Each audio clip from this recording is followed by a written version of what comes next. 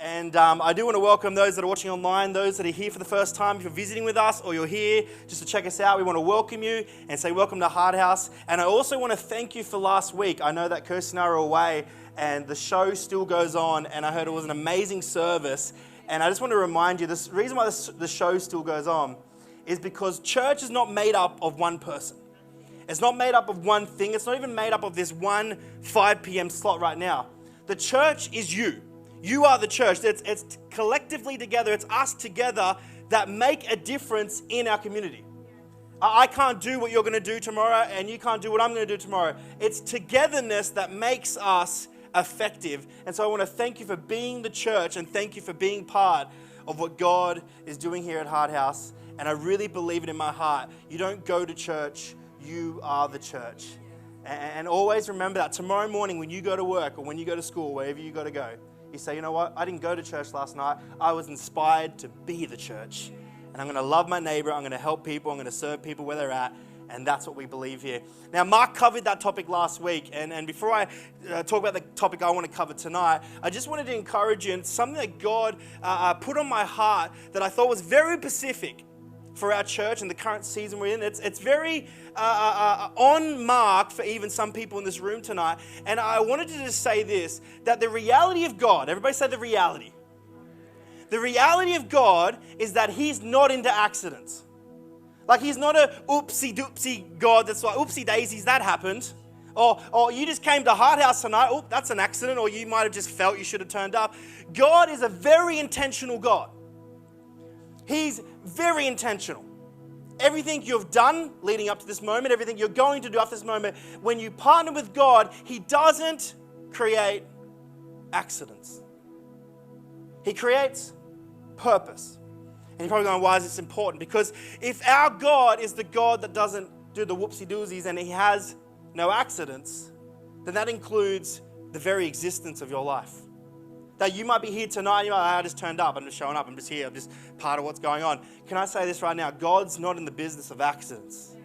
He's in the business of plans and purposes, and He's got something for your life. So don't ever think, I came tonight, I'm watching online, and I might have clicked on the line, I'm on YouTube right now watching, I go, oh, I just accidentally clicked on this.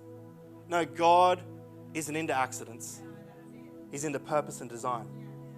And that includes your life, that includes the lives around you, that includes what our church is doing. Our church is not about to do some accidents in the next 5 years.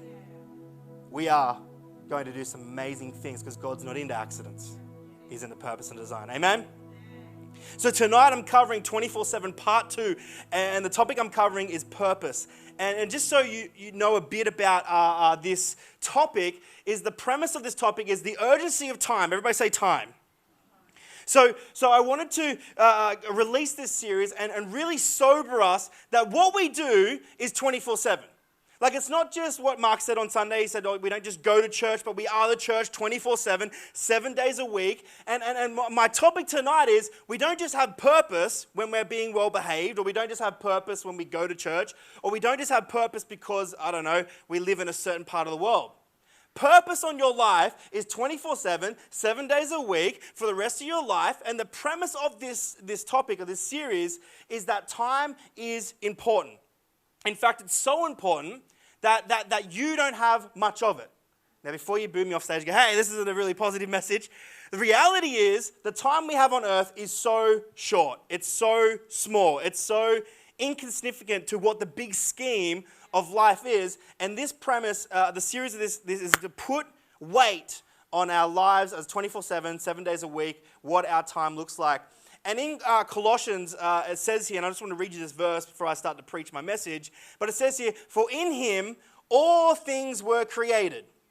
And then later on down the verse it says, all things have been created through Him and for Him. So just let me pause this for a second, because I'm trying to set up what I'm about to preach. If you believe in God, or you're wanting to believe in God and what He's all about, the first thing you have to realize is that everything you have and everything you are going to do was created by Him. That includes yourself, that includes your kids, that includes your neighbors, that includes the very dirt you stand on. God created everything, and the verse says, created everything through Him and for Him.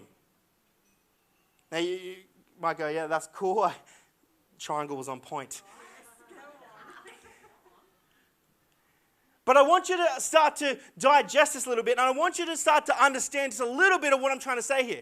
That God created everything, and He created everything in this world, including you, including your neighbors, including your kids, including your very existence, and here's a kicker, including the time that we live in, the time that you have, the time that you might have longer than other people in this room, the time that might be shorter. You don't know your time, but God created everything, and it says through Him and for Him. So if that's the reality of this topic, then every single person that's been created by God has purpose. Because if God creates everything through Him and for Him, then everyone has purpose. Amen? So my first question I had tonight for us just to break down is, why do we need purpose? Everybody say why. Why do we need purpose? You know, Psalms 9:12 says here, help us to remember. Now this is a plea to God. It's a cry out to God. It's so relevant to our very existence here in 2023. But it says, help us to remember that our days are numbered, and help us to interpret our lives correctly. Set wisdom deeply in our hearts so that we may accept your correction, God.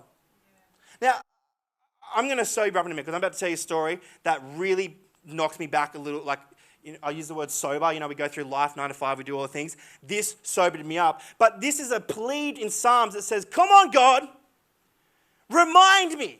Remind me that I'm not on this earth forever. Remind me that my days aren't forever. Remind me that I'm not just going through the loops of 7 days a week, 24/7, but there's got to be some sort of purpose. There's got to be some sort of reason why I'm here. If anyone was honest tonight, and I could be in this category, who's put up their hand? They could put up their hand and say, you know what? I've got stuck in the motion of life before, and I didn't even think about when my life's going to end or when it's even started. We get so caught up in the turning and the churning of wheels. And what happens here is when we get stuck in the missed reality of we have purpose, we forget that our days are numbered. Like, I'm going to try my really hardest tonight to bring this down to a reality that I got to this week. Every single person in this room, your days are numbered. Like, it's like, this is a negative message. I'm going to get to the point in a minute.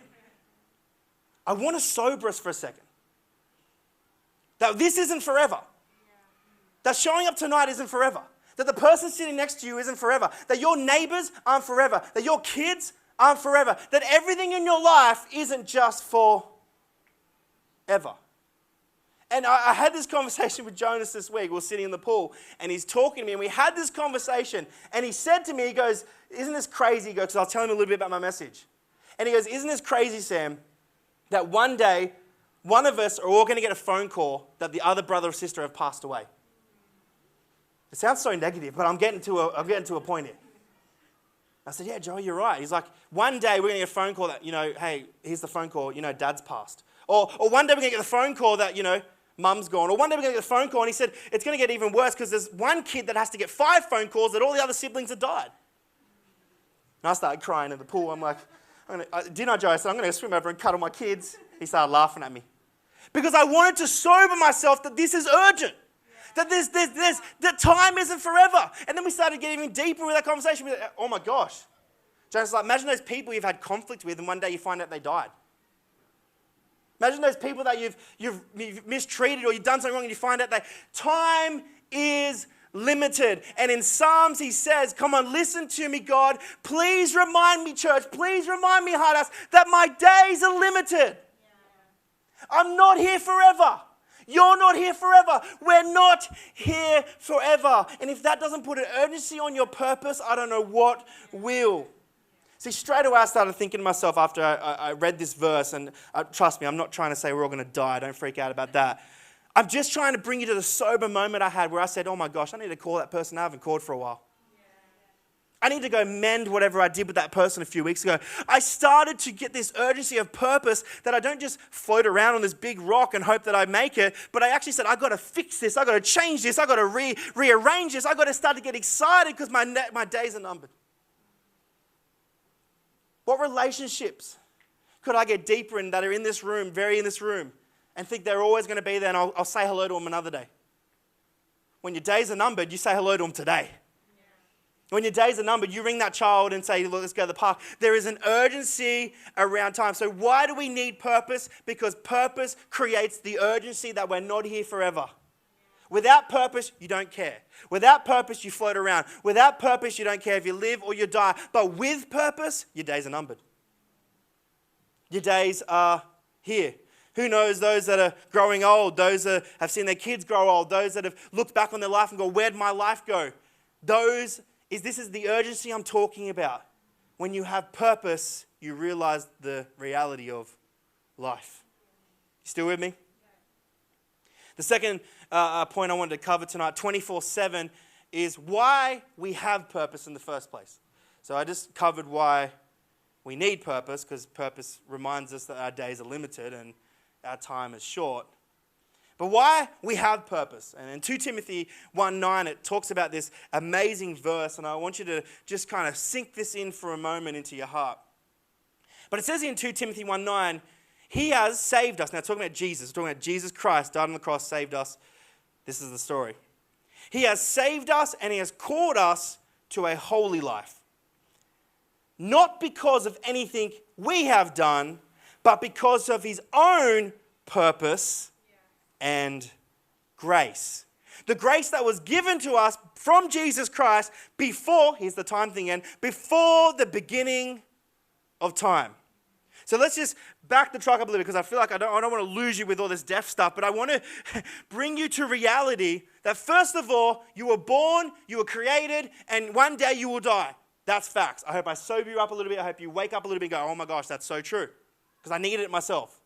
But the second is not we won't walk around arrogant. We don't go, look at us, we've got all this purpose, look at how awesome we are. But the reason why we have purpose, and the only reason why we have purpose, is because Jesus Christ took your place so that you could have purpose. He took away all your sin, he took away everything you are, he died on that cross, and it says here, not because of what we have done, but because of the purposes and the grace of what he has done. So, if I say to you, church, I have everything taken care of, what I'm saying is that he has everything taken care of. That's my purpose. If I say to you, I've made it, look at me, I've made it, what I'm really saying is that he made it. If I'm saying to you, I have peace, what I'm really saying to you is he has peace. If I say to you, I have purpose tonight, and you have purpose, I'm really saying he has purpose. And so these things start to collide. Because the reality is, and the realism of this topic is that I know for a fact that everyone in this room, including myself, has forgotten the reality at stages in our lives. We forgot about you live, you die, you got to live life to the fullest, that kind of concept. I've done it myself, caught in the motions of life. And the second thing I guarantee is you forgot you had purpose. There was so many moments when I was writing this message in my life where I looked back and went, oh my gosh, I totally did not realize I had purpose there. I totally missed it. I totally forgot. I totally did not get this. And so the final question as I start to wrap up what I'm trying to say tonight is, if that's true, Sam, that purpose reminds me that my days are limited and that my time is short. And if purpose is only given by God, it's why I have it, it's because God allowed me to have it and pay the price. Then why does purpose never go away? Why is purpose something we're stuck with, or it's here and it's hanging over us? Why is it something that we have to deal with? We live in a world where there's a lot of people that don't have purpose. There's a lot of people that don't know why they're here. They don't know why they exist. They don't know what they're doing here. I guess they're just waiting to see what happens next. There's a lot of people here, and I speak to people all the time, and it could be even, you might be relating to this. You don't think anything matters really, and nothing really matters, and it just we just go around. There's even some people in here, and I've fell into this category, that there's some nasty and really broken things I've done to other people, and I think to myself, I don't deserve purpose. I don't deserve what I've got. I don't deserve what God's given me. And I was trying to understand God's heart on this. Of why, if he says it and he means it, that we have purpose 24/7. Which means no matter how many times we go to church, no matter how many times we've done the wrong thing, no matter how many times we believe in God or we don't, or we waver in of this world, that at the end of the day, God says, no matter what, 24/7 you have purpose. It's a pretty funny concept, right? It's like, how do I get away from this thing? And so this week, I came home from holidays, and over the last couple of weeks, there's been these 2 bunny rabbits that have been hanging around my house. And there's a brown one, and there's like this other colored one. I don't know the color, sand color. I don't know what you'd call it. And these rabbits are just hanging around the house. They just literally come up to the backyard. They go around the front of the house. And then Kirsty started feeding them. So they ended up coming on a routine basis. She was giving them strawberries, and they would come along. She's going, no, I didn't. Yes, she did. I caught you catching, feeding them strawberries. But these rabbits were just started to hang around. They were just in our backyard, and they were around. And I kind of was like, cool, there's rabbits. Well done. That's mad. The kids kind of enjoyed it. And we kind of just looked at the rabbits. And one day I was sitting on the back porch, and I saw these rabbits, and I was like, oh, that's cool. And I thought, you know what, I'm going to Google these rabbits. I just want to rabbits are rabbits, but I just want to try to find the breed. And they're obviously pet rabbits. They weren't like wild rabbits. They're obviously pet rabbits. And so I Googled the rabbits, and I ended up finding them very similar photos, multiple photos that were similar to the rabbits I was looking at. And I found them on Gumtree, and they were actually worth some money. Like, I thought rabbits were like people giving away for free. They were trying to get rid of them. But the 2 rabbits in my yard were actually worth quite a bit of money. And I don't know what happened, but this urgency inside me, I'm going to catch these rabbits. Now, these rabbits have been hanging around for weeks. Like, they've just been in our yard. Like, they were there before our holiday. I've seen them on the road when I come home. Like, they're everywhere. They're always there. But the urgency, when I found out they were worth something, the urgency inside me was like, I'm going to catch these rabbits to sell on eBay. No, Christian Sam said, I'm going to catch these rabbits to give back to the owner. Baptism's next week. The old man was like, let's catch these rabbits and sell them on Gumtree. So anyway, guess what I did? I grabbed some laundry baskets, and I started hunting these rabbits. Putting strawberry trails out. And Kirsty's like, give up. I'm like, they're worth something. These aren't just wild rabbits. These rabbits are worth something. This isn't. At first I thought, oh, they're rabbits. People give them away. And then I looked at the price on Gumtree, and I went, oh my gosh. There's an urgency that I need to get these rabbits. And so I started like setting traps. I'm like chasing them. And the other day I got really close. I got really close to one, and I ended up like kind of only staying in our yard because I didn't want to be that embarrassed. Because, waited for him to come in and try to catch him. I caught one. I said, I'm rich. No, I said, let's find the owner. Let's go find the owner of these rabbits. I'll knock on every door. Kirsty already started the eBay listing. Oh, no. But finding out they were worth something created an urgency. And so I'm chasing these rabbits, and I got so sick of it, I let one go because its heart was about to explode. So I was like, oh, let's catch them both together, they'll be friends, and then we'll sell them. But I chased these rabbits, and the other day I got 2 out of hand, didn't it, Kirst? I said, they've left our yard, I'm going to still chase them. So I'm running down the road with a laundry basket, like chasing these rabbits. And this car comes flying up next to me, and she winds down a window and she goes, about time you're going to get your rabbits. I'm sick of them ripping up my garden. I said, I didn't know if I should admit to guilt, or I said, these aren't my rabbits. She goes, oh, I'm sorry. She's like, then what are you doing? I said, they're worth something. If you help me catch them, I'll split it with you. I said, I'm just trying to catch them to give them back to the owner. And she says, I'm sick of those rabbits. They're just ripping up the gardens. And I said, okay. And then she drove off. And I followed him up the street. Me and Dallas are like trying to circle him around. And another neighbor comes out the front. She goes, they're your rabbits, are they? Before I could even say no. She goes, they keep coming into my yard and taking all the guinea pig feed. And I'm telling you now, I'm this close to getting rid of them. And I don't know what she meant by that, but I could see that I believed what she was saying. She's going to get rid of them. And I should have said to her, but you know they're actually worth them. No, I'm joking. I'm not going back there. It's a joke. Don't get rid of them, sell them. But there was this all embarrassment, all I didn't care, and I'm running around with red dirt all over me and just chasing these rabbits under barbecues and bins and going into people's yards because the value of them made this urgency. There was something that made me go, okay, these are worth something. Now, I'm only joking about selling them, but knowing they were worth something, even to the owner, made me urgent about it.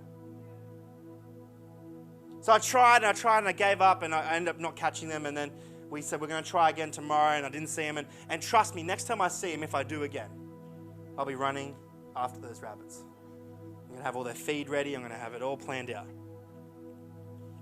And I kid you not, I was chasing these rabbits the other day, and I was behind someone's yard. I was like in the side bit, and I'm trying to get behind the barbecue. And I had this really funny moment with God. He's like, hey, Sam, you should be working on your sermon and not chasing rabbits, so I'll just talk to you while you're here. And God just said to me, he's like, do you know why purpose is so important? Do you know why that the urgency of life is so important? Do you know why this matters to me? And the reality is because the value changes the urgency. When they were just boring old rabbits that I thought maybe escaped from the bush, didn't care. But when they were marked with value, my urgency accelerated to the point where I was barefoot running in mud down the road, covered in dirt, copping it from screaming neighbors and stopping at nothing till I caught these rabbits. And I have to ask us tonight, Hard House, and those online, that have we grasped the reality of the value God has on you? That to Him, you're valuable. To Him, you're really valuable. To Him, you matter. To Him, you are important. To Him, He'll stop at nothing until He catches you, until He gets you, until He pursues you. Because that's where the purpose lies. It's not because we woke up one day and said, I'm going to change the world. It's because we knew what we were worth. And we also knew what our husband was worth, what our wife was worth, what our children were worth, what our neighbor was worth, what our enemies were worth. See, when the value's placed, the purpose accelerates. And tonight you might be thinking, well, yeah, I know he talks about death and that's a pretty negative message, but the reality is we're not here forever.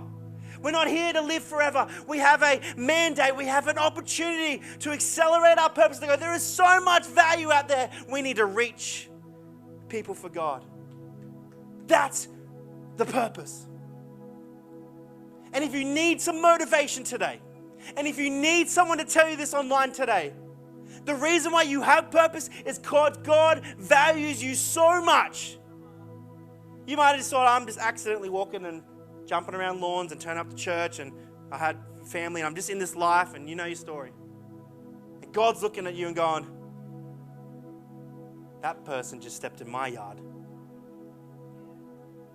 That person just got in my vision. That person just stepped in where I can see them. And the pursuit happens. The love starts. The hunger for you starts to overwhelm even yourself. That God thinks you're so valuable, He will never stop at anything until He reaches you and the person next to you and the person at your work and the person at your school and wherever you go.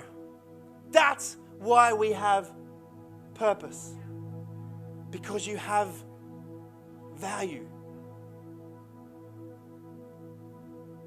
As the band comes, let me recap something for you. Why do we need purpose? We need purpose because without it, we forget the reality of time. If I don't have purpose, I wake up, I look around, I work, I go to the next party, I go to the next function, I go to raising my kids, I drop them off at school, and I just do the cycles of life. But with purpose, everything else I do starts to make more sense.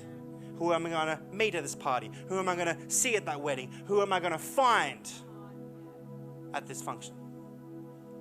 That's why we need it. The reality of, if you don't have purpose, you will miss why time exists. Purpose brings us the reality where Psalm, is screaming out, God, remind me my days are numbered.